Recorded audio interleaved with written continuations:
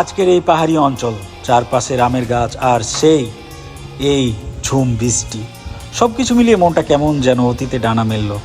এখন আমি পেশাগত দায়িত্বে আছি। ডিউটির খাতিরে হয়তোবা আগের মতো বৃষ্টিতে ভিজে আম কুড়াতে হয় না, আম পাড়াও হয় না, কিন্তু আমি তো সেই খাঁটি আমের দেশেরই ছেলে। আজকে যখন চোখের সামনে এভাবে বৃষ্টি পড়তে দেখলাম আর গাছের নিচে আমগুলো ঝরে থাকতে দেখলাম, মুহূর্তেই বুকের ভিতরটা মোচড় দিয়ে উঠল। এক টানে ফিরে গেলাম ছোটবেলার সেই সোনালি দিনগুলো। একসময় আমি তো ঠিক এভাবেই বন্ধুদের সাথে মেতে উঠতাম বৃষ্টি তক্কা না করে, কার আগে কে আম কুড়াবে সেই আনন্দ মেতে থাকতাম। নিজে হয়তোবা নামতে পারছি না, কিন্তু এই দৃশ্য দেখে সেই পুরনো দিনের নিখাদ আনন্দ আর মিষ্টি স্মৃতিগুলো যেন নতুন করে প্রাণ ফিরে পেল। সত্যি শৈশবের সেই বৃষ্টির দিনে আম কুড়ানোর আনন্দটা কোনোদিনই ভোলার নয়।